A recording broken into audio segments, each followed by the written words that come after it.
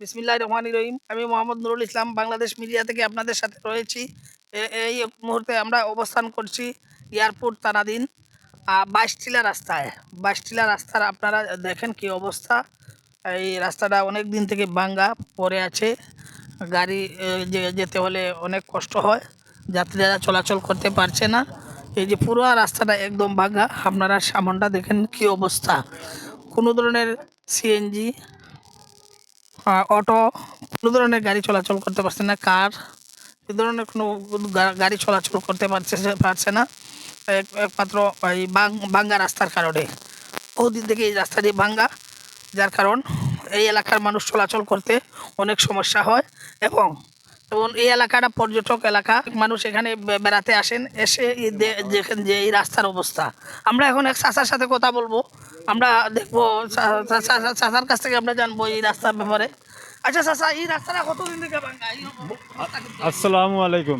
এই রাস্তাটা অনেক দিন ধরে ভাঙ্গা, আমরা চলাফেরা খুব যাতায়াতের খুব কষ্ট হয়। এখন রুগী হইলে মনে করো আমরা লইয়া দিই, গাড়ি পাই না আমরা যাইতে, খুব চলাচলের ব্যবস্থা আমরা খারাপ।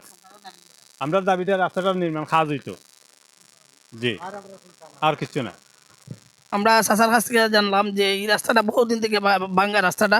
চাচা তাই জানাইছেন যে এই রাস্তাটা দেওয়া হয় তাহলে এলাকাবাসীর উপকৃত হবে, এবং যারা বিভিন্ন জায়গা থেকে বেড়াতে আসেন তারাও উপকৃত হবেন। আমরা আরো চাচার সাথে কথা বলবো, আমরা জানার চেষ্টা করবো ওনার কাছ থেকে। চাচা, আমারও ও দাবি, আমরা রাস্তাটা মেরামত হইতে বহুত দিন ধরে ভাঙ্গা, আই প্রায় 12-14 বছর ধরে ও তাহলে চলে।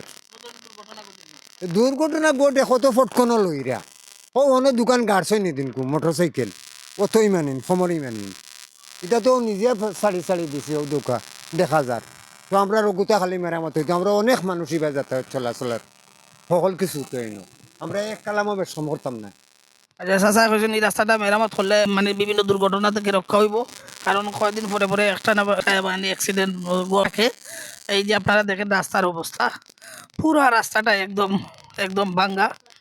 এই যে দেখেন আপনারা, এটা হচ্ছে 22 টিলা রাস্তা, এয়ারপোর্ট থানাধীন 22 টিলা রাস্তা।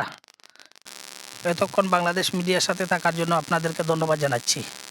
দৈনিক বাংলাদেশ মিডিয়া, সত্যের সন্ধানে সারাক্ষণ।